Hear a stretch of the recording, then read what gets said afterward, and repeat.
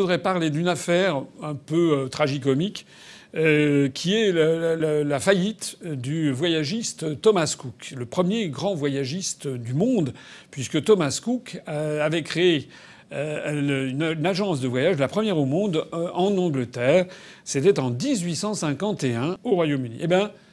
Eh bien voilà, sic transit gloria mundi, comme on dit, ainsi passe la gloire du monde. Eh bien Thomas Cook vient de mettre la clé sous la porte en faillite en 2019. C'est assez triste si l'on y réfléchit bien pour la destinée de cette société qui avait donc plus de 160 ans d'âge. Alors, pourquoi je vous parle de ça, c'est parce que on apprend aujourd'hui qu'il y a 500 hôtels en Espagne qui sont menacés de faillite du fait de la faillite de Thomas Cook, qui était le premier tour opérateur britannique et qui possédait une centaine d'avions d'ailleurs à son nom, dont 22 avions en pleine propriété, je crois, et le reste en leasing ou en crédit bail. Et donc c'était avec des dizaines et des dizaines de milliers de touristes. Le type même de grande société britannique et a priori personne ne pouvait soupçonner de faire faillite. Alors si je vous en parle, c'est qu'à la fois il y a eu plein de touristes qui sont restés en rade. Le gouvernement britannique les a rapatriés. Il y a des faillites en cascade. Thomas Cook, la filiale France, qui est menacée. Thomas Cook en Espagne où il y a 500 hôtels.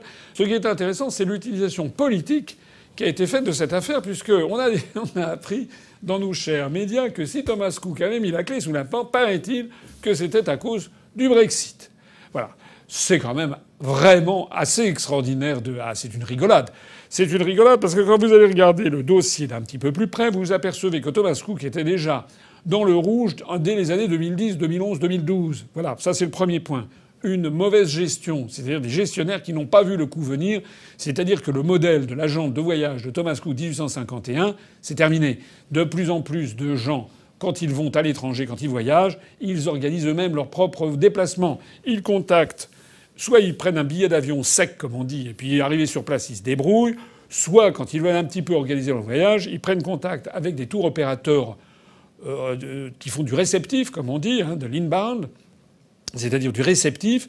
Par exemple, si vous allez, je sais pas, en Inde, vous prenez contact avec une agence de voyage indienne qui accueille des touristes étrangers. Et c'est évidemment beaucoup moins cher que l'agence de voyage française ou anglaise. Donc de plus en plus, et grâce à Internet, beaucoup plus en plus de gens, choisissent ce modèle de vacances. Ajoutons-y Airbnb, et puis tout ce qui s'en rapproche, Holidays, etc. C'est-à-dire ces structures, ces sites sur Internet où des propriétaires mettent en location pour une semaine, par exemple, ou 15 jours, ou un mois, mettent en location leurs biens immobiliers, soit dans des grandes villes du monde, soit dans des endroits paradisiaques. Et évidemment, ça coûte, même si ça coûte assez cher, ça coûte souvent beaucoup, beaucoup moins cher que des nuits d'hôtel aux mêmes endroits et dans des conditions plus confortables. C'est-à-dire que tout le modèle, en fait, sur lequel reposait Thomas Cook s'est un peu effondré. Et c'est un petit peu... Il arrive à Thomas Cook, c'est arrivé à Kodak, cette entreprise qui tenait le haut du pavé dans les années 60 et 70 du XXe siècle,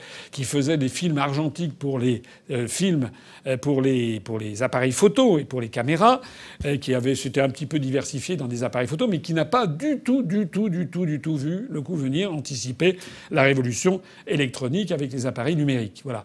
Et donc du coup maintenant, presque plus personne n'utilise de produits des films argentiques, les pellicules photo, comme on disait à l'époque. Et comme Kodak n'a pas vu le coup venir, mais Kodak a fait faillite. C'était pourtant un des très très grandes entreprises américaines de l'époque. Mais là, c'est pareil. Management incompétent, management qui n'a pas vu le coup venir et qui, par ailleurs, a endetté considérablement Thomas Cook. J'ai cru lire qu'il y avait pour 1,3 milliard de livres sterling d'endettement. La cerise sur le gâteau, c'est que, alors que d'autres tours opérateurs comme l'allemand TUI, qui a racheté en France Nouvelles Frontières, se portent quand même pas si mal que ça et dégagent des excédents commerciaux parce qu'ils ont réussi à minimiser leurs coûts et à avoir des nouvelles formes de produits à vendre et non pas le voyage traditionnel de grand-papa. Eh bien, donc ce qui prouve que le management y est pour beaucoup dans cette faillite.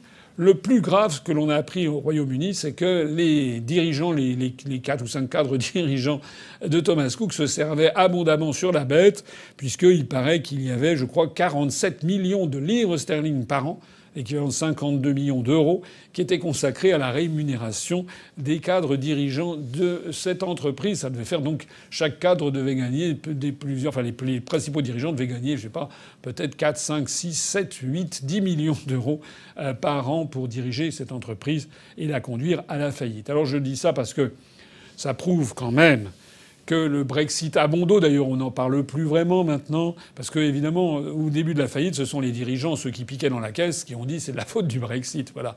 S'il va pleuvoir, ça sera de la faute du Brexit.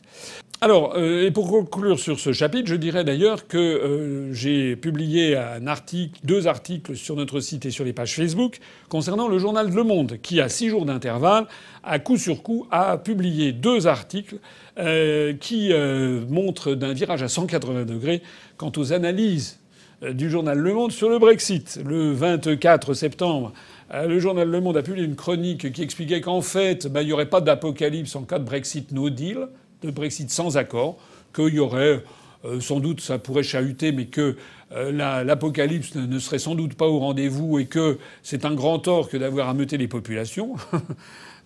Merci le journal Le Monde de le dire, alors que pendant 3 ans et 6 mois, ils n'ont pas arrêté d'expliquer à leurs lecteurs que ça serait l'abomination de la désolation.